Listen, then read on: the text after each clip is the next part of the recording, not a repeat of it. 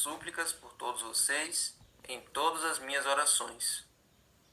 Dou graças pela maneira como vocês têm participado na proclamação do Evangelho desde o primeiro dia até agora. Eu estou certo de que aquele que começou boa obra em vós há de completá-la até o dia de Cristo Jesus. O bom dessas lições que a gente estuda as cartas de Paulo é que a gente fica encontrando os versos famosos, né? A gente anda um pouquinho e encontra um verso famoso. Toda hora tem... É diferente quando a gente estuda um livro lá do Antigo Testamento, um livro que a gente lê pouco, que a gente lê as histórias e não encontra nenhum verso assim conhecido, né? Mas as cartas de Paulo é muito bom, porque aqui lá a gente topa. Aliás, é justo que eu assim pense de todos vocês, porque eu os trago no coração, seja nas minhas algemas, seja na defesa e confirmação do Evangelho.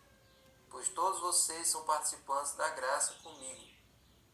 Pois Deus é testemunha da saudade que eu tenho de todos vocês no profundo afeto de Cristo Jesus. Então, essas aí são as palavras de carinho, uma oração que Paulo tinha por sua igreja. Ele tinha muito amor envolvido com aquela igreja que ele fundou. E era assim com todas. Tinha igrejas que eram mais tranquilas e tinha igrejas que davam mais trabalho, como por exemplo a igreja de Corinto. Paulo mandou 2 cartas para lá para corrigir problemas terríveis que tinha naquela igreja. Uma igreja que estava numa situação mais do que vermelha, estava numa situação a ponto de explodir. E tinha igrejas mais tranquilas, igrejas mais fáceis de lidar, mas de todas Paulo tinha apreço e de todas Paulo tinha saudade. Quando ele estava preso, quando ele estava impossibilitado de visitar, ele sempre ficava nessa tristeza por não estar ali e preocupação por quem é que iria conduzir. E muitas vezes acontecia que Paulo saía de um lugar e aí vinham pessoas de fora mal intencionadas para tentar tomar conta da igreja, para tomar a liderança da igreja. Às vezes vinham judeus que ficavam vindo para botar areia, para fazer o pessoal circuncidar à força, para colocar eles para fazer os rituais. E assim, Paulo sempre se preocupava com quem é que ia vir para tomar o lugar dele. O que é que seria ensinado, o que é que seria colocado ali no lugar da verdade da Bíblia.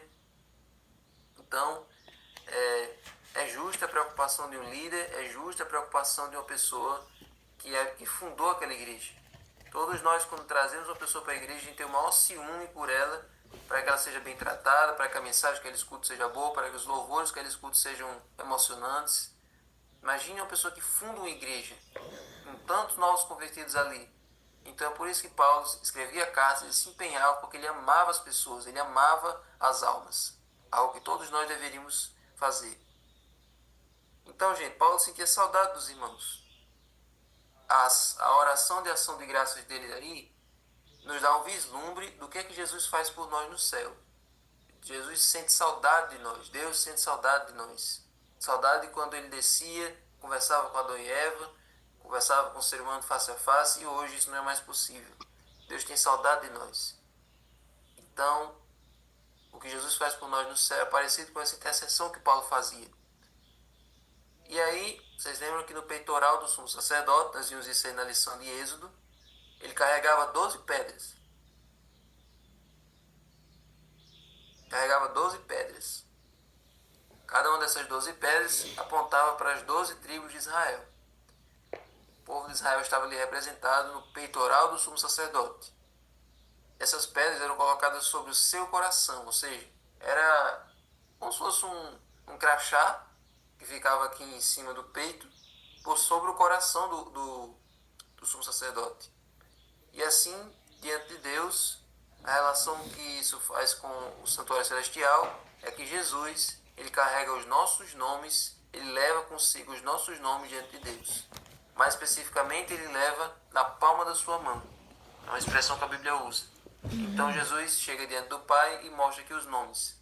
Ó Senhor, és o Veríssimo, se entregou a ti naquele dia, essa pessoa que aceita o meu sacrifício, aceita o meu sangue, essa pessoa é salva. Ela está pedindo perdão dos seus pecados, perdoa ela, porque eu tenho o nome dela escrito na minha mão. Está aqui Luzanira, está aqui Toninha, está aqui Nefretso. Essas pessoas aqui elas reconhecem que eu sou o Salvador delas, portanto, salve e perdoe os pecados delas. Então, diante de Deus, estão os nossos nomes nas mãos de Jesus e no coração de Jesus também.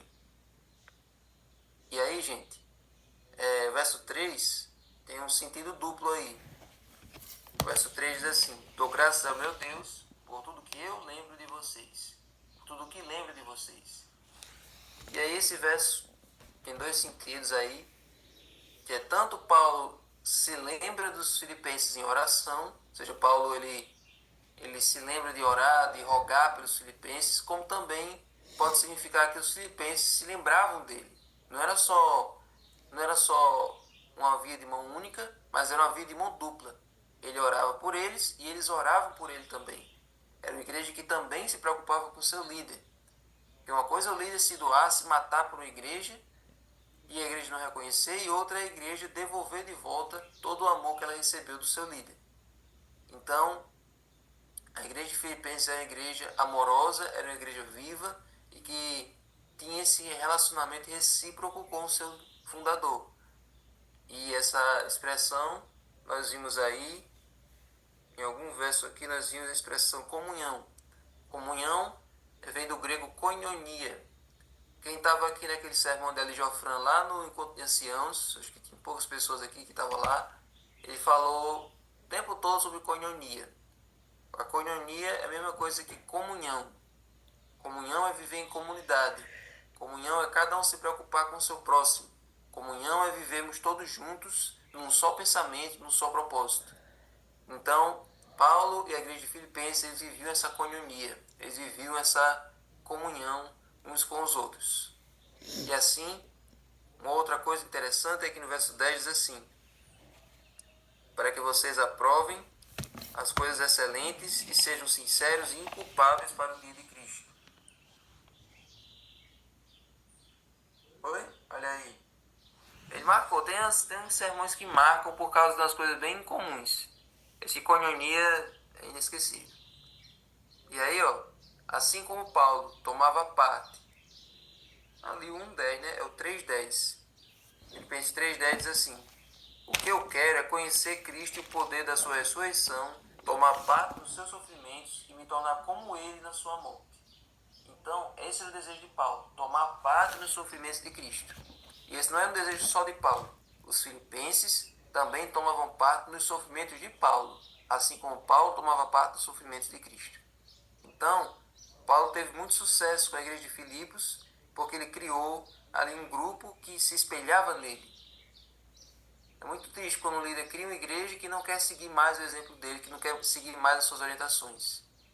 Quando os seus liderados não querem mais seguir você, quando os seus liderados, cada um quer mandar um no outro, cada um quer fazer um partido e transformar a igreja num palanque político, aquilo ali você fracassou como na sua obra, né? Mas Paulo não. Paulo criou uma igreja que se importava com ele e que estava disposta a seguir os ensinamentos e o exemplo dele. Essa era a beleza da igreja de Filipenses. Certo? E é interessante a gente observar que Paulo enxergava a sua prisão não de maneira negativa. Ele não chegava, como eu disse na lição lá na igreja, ele não chegou na prisão e pensou: agora que eu cheguei aqui, deu tudo errado, tudo que eu tinha planejado, todos os meus sonhos acabaram, agora eu vou ficar aqui relaxado, agora eu vou ficar aqui e não tem mais o que eu fazer. Como é que eu daqui eu vou mudar as coisas lá fora? Vou ficar aqui só deitado aqui sem agir, sem nada. Então Paulo, quando chegou na prisão, ele não chegou com uma oportunidade, ele não chegou aquilo como uma visão negativa, com uma visão pessimista. Ele enxergou a prisão como uma oportunidade de pregar o evangelho. Principalmente para aqueles guardas. Ele estava sendo guardado por 8 guardas. Ou melhor, por toda a guarda pretoriana, que era a tropa de elite do imperador. Ele estava guardado por 8 guardas, era Pedro. Então ali, Paulo pregou, as pessoas vinham até a cela, até a grade da cela, e ele pregava dali, de dentro da cela, para os que estavam fora. E os guardas ouviam. Então foi um testemunho para eles ali. Se Paulo decidisse não fazer nada, se Paulo decidisse ficar calado, frustrado, depressivo na prisão, seria um péssimo testemunho do evangelho. Porque ia mostrar que A prisão conseguiu parar o servo de Deus, que o evangelho conseguiu ser contido, mas por ele testemunhar algemado, isso foi um testemunho poderoso de que a palavra de Deus não pode ser aprisionada, de que o evangelho de Deus não pode ser detido. Em qualquer circunstância, o evangelho de Deus floresce e alcança pessoas. Então, ali Paulo chegou com uma oportunidade de pregar o evangelho, de defender e confirmar o evangelho. Essa é a expressão que o texto usa. Esses dois termos jurídicos, eles mostram que o seu julgamento já estava próximo, né? Mas também mostram que ele estava ativo, compartilhando o evangelho com soldados e com visitantes, né? Porque logo, logo Paulo ia ser julgado de novo por Nero, certo? Nero era o imperador romano, um imperador horrível, por sinal, mandou tocar fogo em Roma e depois colocou a culpa nos cristãos. E esse Nero julgou Paulo, né? E condenou ele à morte, logo depois desse julgamento. Mas antes desse julgamento, Paulo escreveu 5 cartas que estão aí no Novo Testamento. Então, para Paulo era essencial defender e confirmar as verdades eternas do Evangelho. Paulo se preocupava menos com o que aconteceria com ele do que com a defesa e confirmação do Evangelho. Ou seja, em um momento ele fica: irmãos, eu estou muito preocupado, irmãos, eu estou com muito medo do que vai acontecer, irmãos, eu vou ser julgado e não sei o que vai acontecer, vocês vão mandar me açoitar, vocês vão mandar me cortar, vocês vão mandar me torturar, vocês vão me decapitar, irmãos, orem por mim porque eu estou preocupado com isso. Não, em nenhum momento nessas cartas Paulo fica dizendo isso, preocupado com o que vai acontecer depois.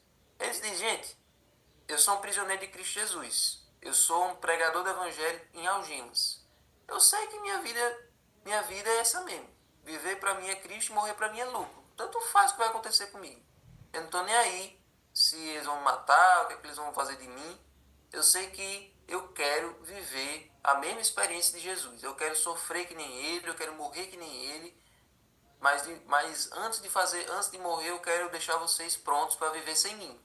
Porque eu vou embora, eu vou morrer. Eu estou na prisão em Roma, que é a capital do império.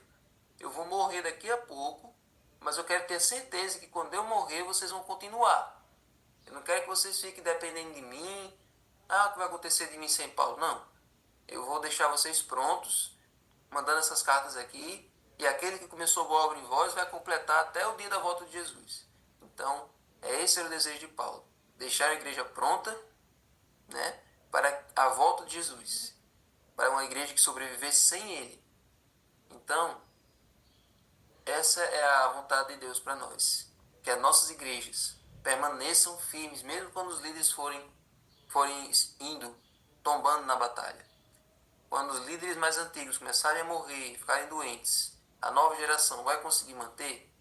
Essa é uma pergunta que hoje a gente acha uma pergunta curiosa, uma pergunta realmente para se refletir, mas a gente não para pensar nisso mesmo, que logo logo os líderes mais antigos da igreja, daqui do distrito, podem morrer, podem ir completar a sua carreira e guardar a fé. E a nova geração vai conseguir manter? Vai conseguir continuar a pregação do evangelho? Eu posso ser que Jesus volte nessa geração. É o nosso maior desejo. Ele está prestes a voltar a qualquer momento. Mas vai que ele demora mais uns 30 anos. Vai que ele demora mais tempo. Deus o livre que isso aconteça. Como é que essa igreja vai continuar? Deus vai suscitar pessoas para manter, mas a nossa parte nós temos que fazer também. Paulo, ele se preocupava em deixar uma liderança firme em cada igreja. Ele formou Timóteo e Epáfras para liderar essa igreja aqui. Mas cada membro precisava ter a certeza de que dali para frente era com eles. Se eles não tivessem comunhão deles com Deus, se eles não se apegassem à mensagem que Paulo deu, se eles não tivessem a própria intimidade deles com o seu Salvador, então a fé deles com o tempo iria murchar. Assim como acontece conosco. Foi pior. Domiciano, ele organizou uma perseguição contra os cristãos, mas Nero, ele... Não só pelo que Nero fez pelos cristãos, mas Nero, ele era uma pessoa... Ele mandou matar a mãe e a irmã. Então é por isso que já tive. E ele, enquanto Roma pegava fogo, ele ficava tocando lira. No outro dia ele disse: foi os cristãos que tocaram fogo, não fui eu não. Então ele foi uma pessoa muito muito, muito horrível, terrível. Mas, gente, fica com essa lição para hoje. Que a nossa igreja consiga subsistir, que a nossa igreja possa permanecer e que aquele que começou a boa obra em vós, que pregou o evangelho para vocês, aquele que colocou a semente da mensagem no seu coração, completa essa obra através da justificação, quando você se batizou, da santificação que acontece todos os dias, até o dia da glorificação, poder substituir a natureza pecaminosa pela natureza completamente celestial. E aquele vai colocar a coroa da justiça na sua cabeça e dizer bem-vindo ao lar. Amém? Amém. Senhor Deus, muito obrigado sobre essa lição de hoje. Muito obrigado, Senhor, por essa mensagem da Tua Palavra. E agora, Senhor, te pedimos uma bênção para esse dia, para o começo dessa semana. E abençoe o estudo do livro. Que o Espírito nos acompanhe e nos dirija. Em nome de Jesus. Amém.